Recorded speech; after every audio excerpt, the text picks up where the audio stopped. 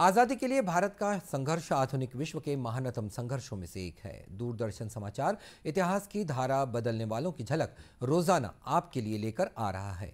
आज की इस कड़ी में हम बात कर रहे हैं चंपारण सत्याग्रह की 105वीं वर्षगांठ के बारे में। इस सत्याग्रह में किसान राजकुमार शुक्ला ने अपने अन्य किसान भाइयों की दशा सुधारने की पहल करने के लिए महात्मा गांधी से अनुरोध किया था। इसी भुगतान के जय के साथ नील की खेती का विरोध कर रहे थे। चंपारण के एक किसान राजकुमार शुक्ला ने किसानों के शोषण के खिलाफ आंदोलन का नेतृत्व करने के लिए गांधी जी से अनुरोध किया था। गांधी जी ने इस बात पर गौर किया कि 3 कठिया व्यवस्था के अंतर्गत चंपारण के पट्टेदार किसान अपनी जोत के प्रत्येक 20 भाग में से 3 हिस्से पर नील की खेती करने के लिए कानूनन बाध्य थे।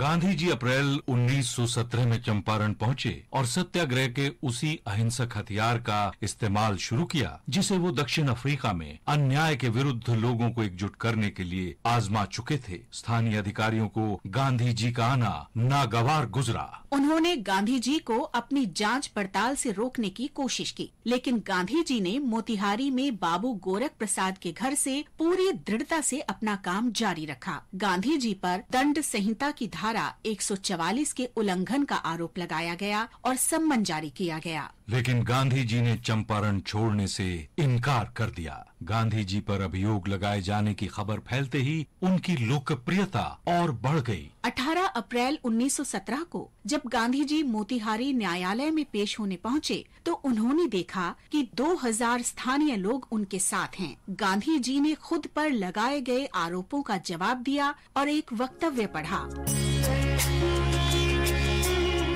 कानून का सम्मान करने वाले नागरिक के नाते मेरा पहला कर्तव्य होगा जारी किए गए आदेश को मानना, लेकिन मैं उन लोगों के प्रति अपनी व्यापक कर्तव्य भावना को आघात पहुंचाए बगैर ऐसा नहीं कर सकता जिनके लिए मैं यहाँ आया हूँ। मुझे लगता है कि मैं उन लोगों को मझधार में छोड़कर उनकी सेवा नहीं कर सकता और मैं स्वेच्छा से यहाँ से जा भी नहीं सकता। बस मैं कर्तव्यों के इस दोराहे पर हूँ। यहाँ से हटाने की जिम्मेदारी मैं प्रशासन पर छोड़ सकता हूँ। मैंने जारी आदेश की अवमानना प्राधिकरण के प्रति असम्मान दिखाने के लिए नहीं की है, बल्कि मनुष्य के अस्तित्व के उच्चतर कानून अंतरात्मा की आवाज के प्रति सम्मान के कारण की है।